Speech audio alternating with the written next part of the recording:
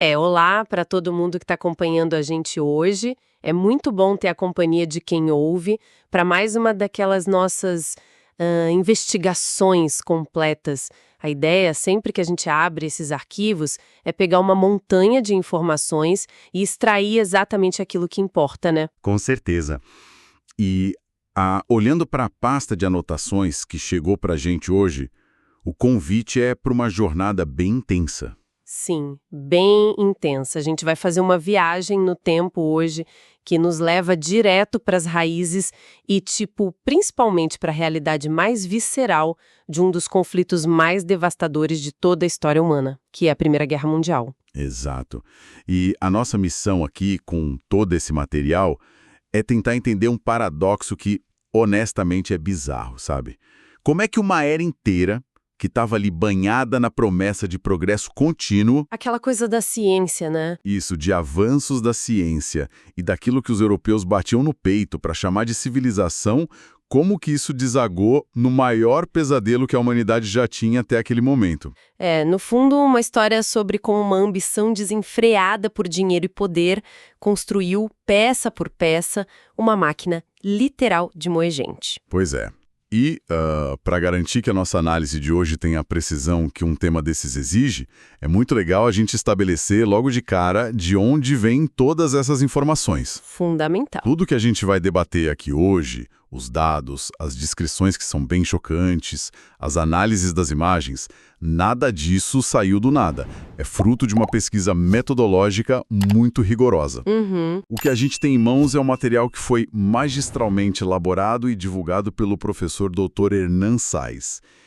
E o que o professor Hernan fez nas suas anotações, nas aulas e nas apresentações foi cruzar o conhecimento de obras que são verdadeiros pilares da história. Livros de peso mesmo. Exatamente.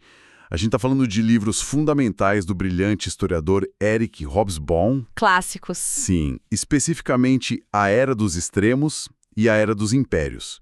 Ele também traz os recortes precisos do livro de história do professor Dival Teet Certo. e a obra A Primeira Guerra Mundial do professor Paulo Visentini, entre outras fontes.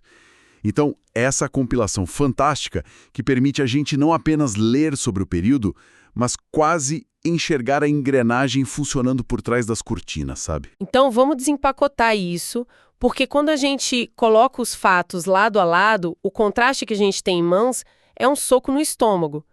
De um lado da moeda, o material mostra a famosa Belle Époque. A Bela Época. Isso.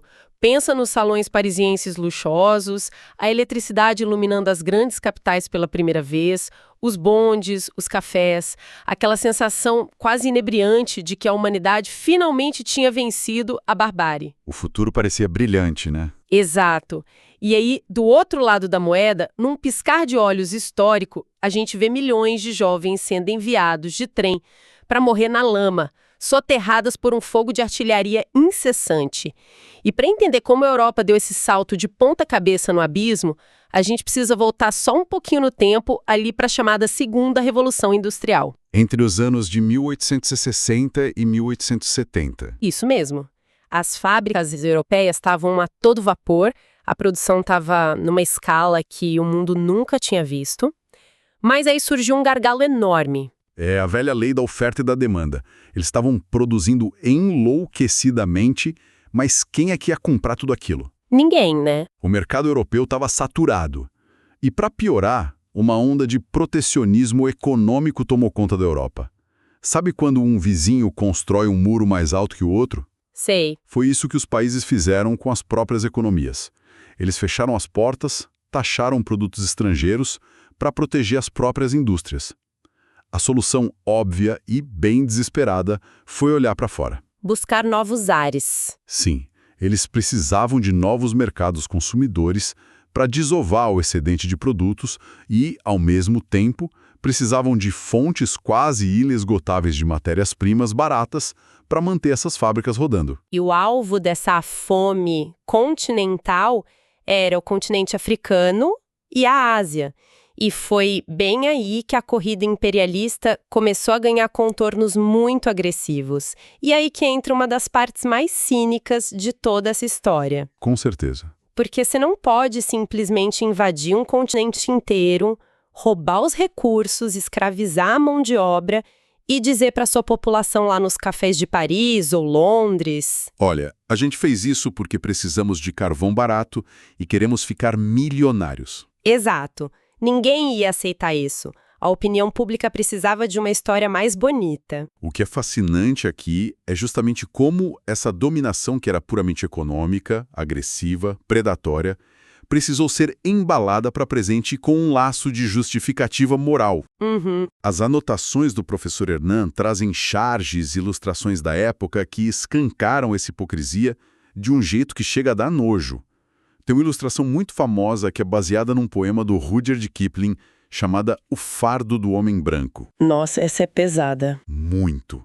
A imagem mostra figuras que representam os Estados Unidos e a Grã-Bretanha, com roupas típicas, subindo uma montanha íngreme e cheia de pedras. E eles estão suando, sofrendo.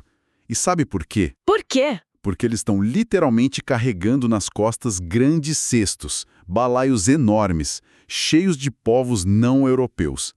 E o detalhe visual, a escolha artística da época, é crucial para entender o preconceito. Sim, é revoltante. Esses povos nos cestos são desenhados de forma grotesca. Parecem caricaturas infantis, meio selvagens, quase demoníacos. Pera, literalmente carregando num cesto? Como se fossem mercadorias ou crianças que não conseguem andar sozinhas? Exatamente como crianças incapazes. E enquanto os europeus e americanos sobem essa montanha, sofrendo sob esse fardo, eles pisam em rochas que têm palavras escritas do tipo ignorância, barbárie, superstição, canibalismo. Nossa! E lá no topo da montanha, brilhando, tem uma estátua dourada que representa a civilização. Ou seja, a mensagem era clara. Nós, os brancos civilizados, estamos sofrendo e nos sacrificando para carregar esses ignorantes até a luz. É de um cinismo absurdo. E nas fontes tem uma outra ilustração, dessa vez francesa, que segue a mesma cartilha. Ela mostra uma figura feminina, angelical, enorme e imponente, que seria a representação da própria França, chegando ao Marrocos. A famosa missão civilizatória. Isso. Essa anjo francesa traz nas mãos uma cornucópia, aquele chifre da abundância, que está simplesmente derramando moedas de ouro no chão. Ela segura um escudo onde está escrito, em letras garrafais, progresso, civilização e comércio. E os locais? Adivinha? Os povos locais estão desenhados ali no chão, agachados, reverenciando essa figura divina. A narrativa que o governo europeu vendia para o próprio povo era de que essa invasão era uma missão quase divina, tirar os povos da escuridão. Pois é. Mas quando a gente tira o olho dessas charges bonitinhas e cruza isso com os dados econômicos reais que o material das aulas nos mostra, a máscara cai no mesmo segundo. O professor Hernan detalha perfeitamente como operava o capitalismo financeiro daquela época. A economia real, né? Exato. Esquece aquela ideia romântica de um livre mercado benevolente onde o melhor produto vence. A gente estava na era dourada dos cartéis e dos monopólios. Os gigantes da indústria. Conglomerados gigantescos, unindo o capital industrial com o capital bancário. Esses cartéis literalmente sentavam na mesa e ditavam os preços de tudo. Eles sufocavam, esmagavam qualquer tentativa de concorrência local que pudesse nascer nas colônias. Então, as ferrovias, por exemplo... A infraestrutura que eles construíam na África, como as ferrovias, não era para conectar as pessoas de lá. Era uma linha reta das minas até o porto mais próximo. A riqueza fluía numa via de mão única, direto para as metrópoles europeias. O lucro puro era o único motor ali. Sim, essa tal de civilização que a charge prometia não passava de uma estratégia de marketing corporativo do século XIX. O que leva a gente diretamente para nossa panela de pressão chamada Europa. Porque o tabuleiro global estava sendo loteado freneticamente. Só que alguns jogadores muito grandes e muito fortes chegaram atrasados na festa. Esse é o ponto-chave. O ponto crucial que salta aos olhos nessas pesquisas do Hobsbawm e do Vicentini é a questão da Alemanha. A unificação da Alemanha, como a gente conhece hoje, só aconteceu em 1871. A Itália também se unificou mais ou menos na mesma época, mas a Alemanha, em especial, é um caso que assustou todo mundo. Eles usaram o que os historiadores chamam de via prussiana de industrialização. E a via prussiana é um conceito fascinante de analisar. Imagina que a Grã-Bretanha levou décadas, quase um século, construindo a indústria deles organicamente, tijolo por tijolo, desde os teares manuais. Uma evolução lenta. A Alemanha não fez isso.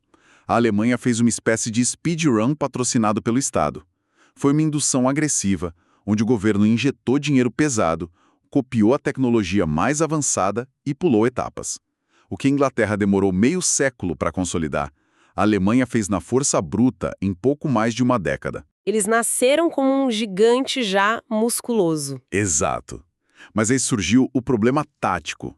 Quando esse gigante alemão olhou para o mapa mundi querendo seu pedaço do bolo, as melhores regiões, as colônias mais ricas da África e da Ásia, já tinham dono. Eram da Inglaterra e da França. Sim. E é só olhar para os gráficos de produção industrial que tem nos materiais para entender o tamanho do pânico que isso gerou lá em Londres. A Alemanha não era só um país novo, era uma máquina de guerra econômica emergente. Em pouquíssimo tempo, eles começaram a encostar e a ultrapassar a toda poderosa Grã-Bretanha. Tem um dado de produção de aço nos anos antes da guerra que é de cair o queixo.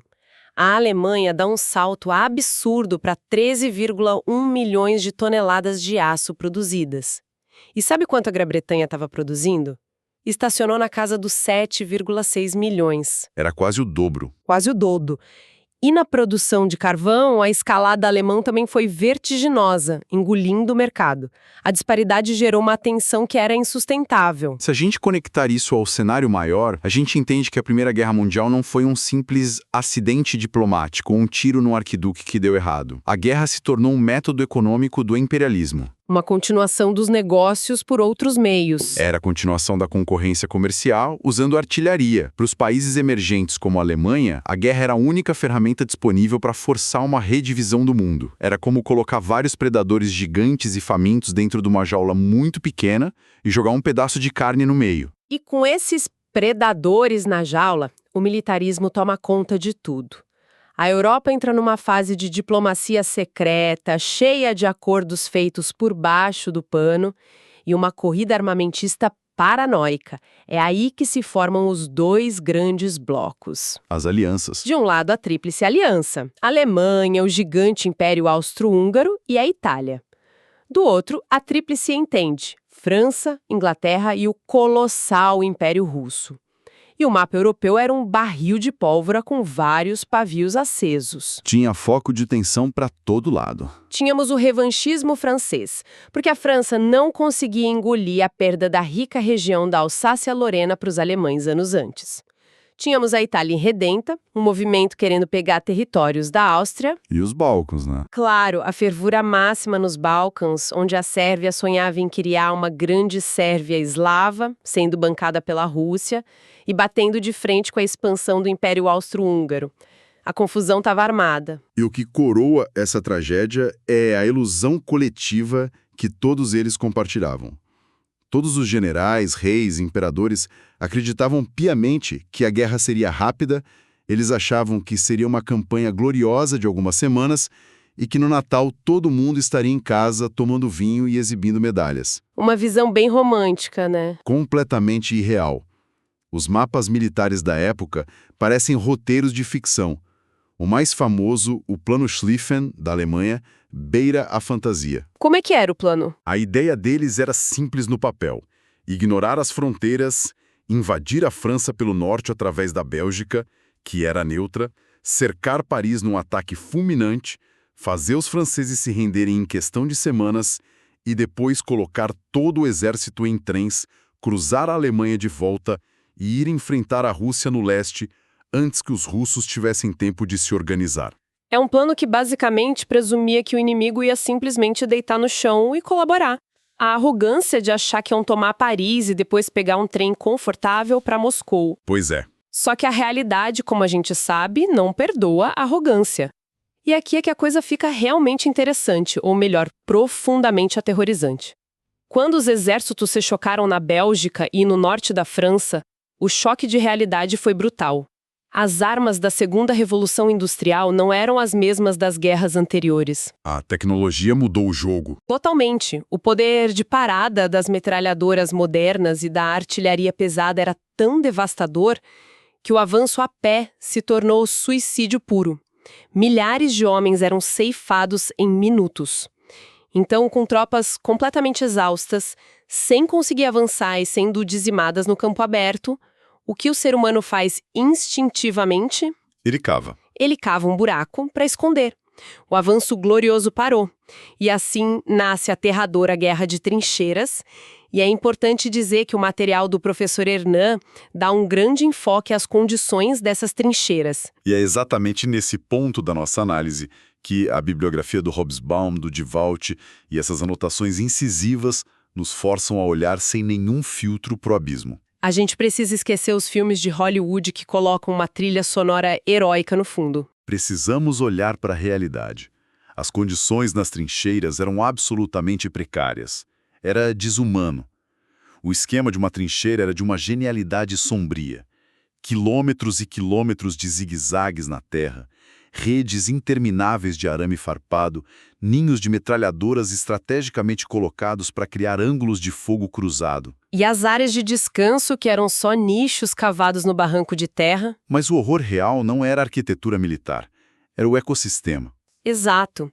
Imagina o seguinte cenário, para quem está ouvindo tentar visualizar. Você está morando num buraco de terra. Quando chovia, e chovia muito naquela região de Flandres, a água não escoava. A trincheira virava um canal. Só que não era um canal de lama e água. A chuva lavava as latrinas improvisadas, lavava os cantos onde os homens não aguentavam mais e se aliviavam. É revoltante. A chuva carregava literalmente rios de urina e de fezes. E não era só dejetos humanos. Havia fezes de mulas, de cavalos e de milhões de ratos. Os soldados ficavam com a água suja na altura do joelho ou até da cintura durante dias. E falando nos ratos, as fontes trazem descrições que dão calafrios. A infestação alcançou uma escala bíblica. Como a oferta de alimento era infinita, os ratos cresciam a tamanhos bizarros. O tamanho de gatos, às vezes. Eles perdiam completamente o medo dos humanos vivos. Esses ratos se alimentavam dos restos de comida apodrecendo que os soldados deixavam cair, do lixo acumulado e, o que é mais macabro, da carne humana espalhada pelo campo. Esse é o ponto que mais assombra quem lê esses relatos. A convivência forçada e ininterrupta com a morte.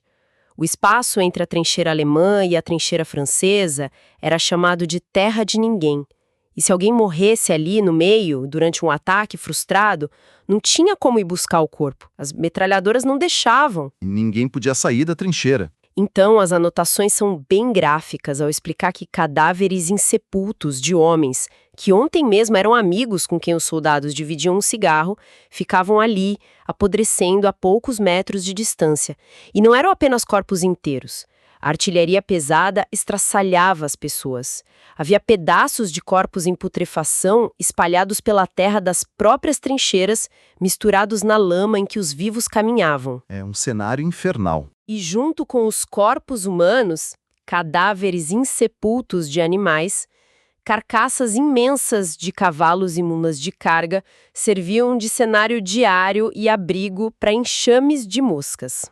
E imagina o impacto físico imediato disso tudo. Os homens não tinham como lavar o uniforme ou tomar banho.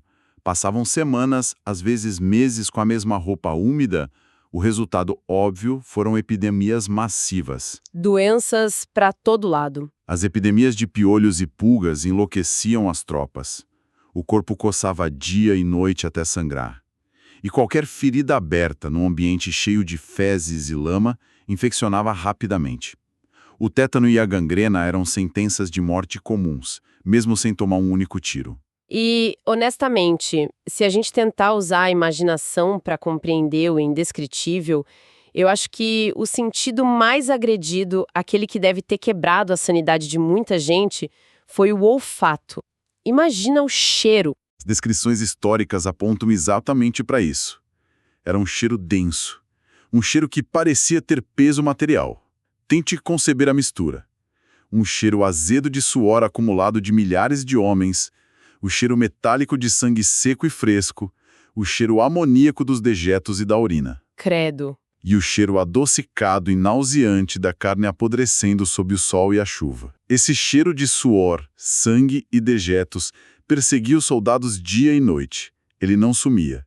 Ele se infiltrava nas roupas, impregnava a comida fria que eles tentavam engolir e, no fim das contas, impregnava a mente. E a gente precisa lembrar que isso não durou uma semana, não durou um mês. Esse pesadelo de piolhos, lama e pedaços de corpos perseguiu os soldados ano após ano. Fica até difícil respirar fundo pensando nisso. É sufocante. Porque a trincheira é a prova definitiva da mentira imperialista. É a ruína absoluta, a falência irrefutável daquela ideia de civilização que a Europa propagandeava de forma tão arrogante nas charges. Lembra da missão divina? O fardo do homem branco. Pois é, essa mesma elite europeia engravatada que dizia ter a nobre missão de iluminar os bárbaros, enfiou sua própria juventude num buraco na terra para viverem pior que animais.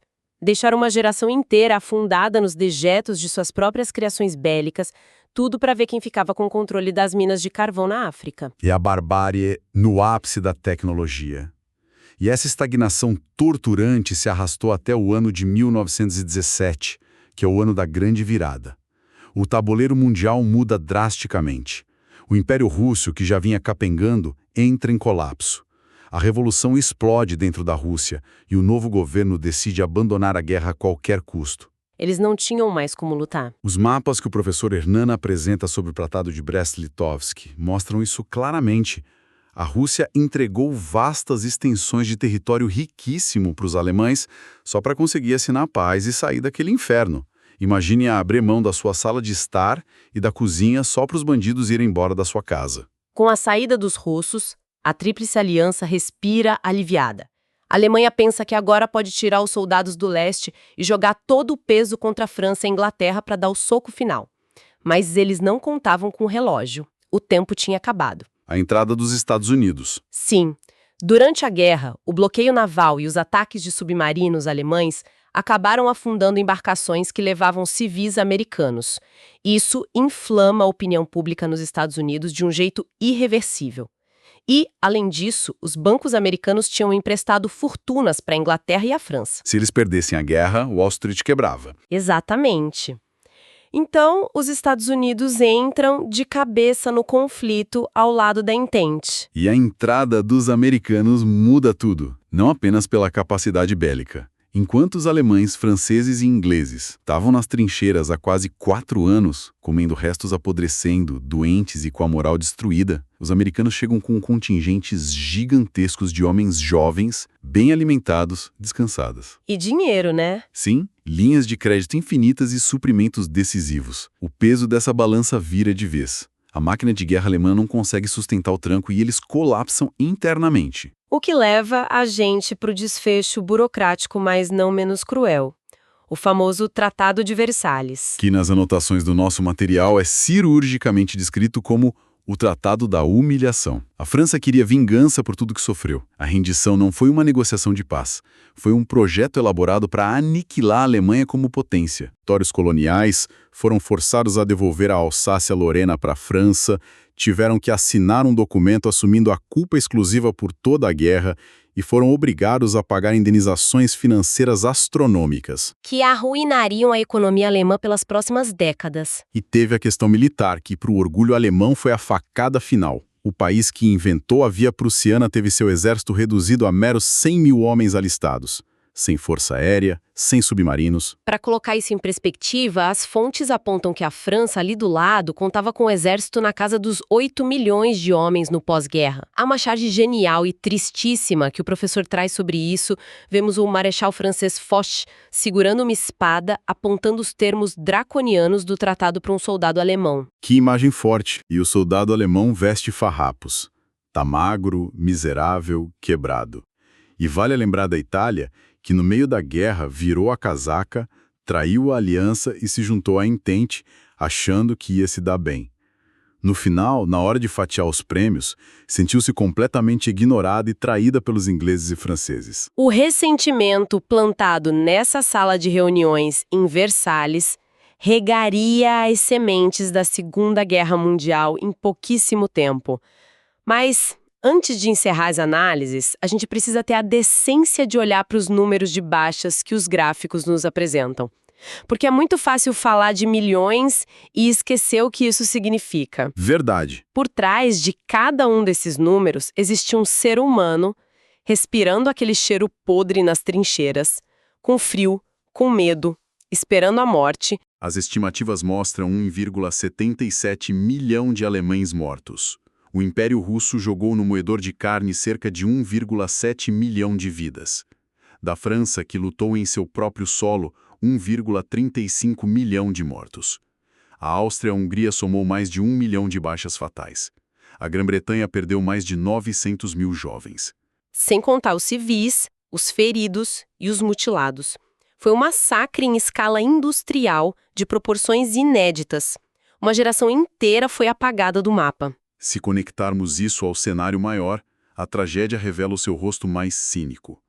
Tudo isso, todo esse sangue, foi resultado de uma competição desenfreada por fatias do mercado global.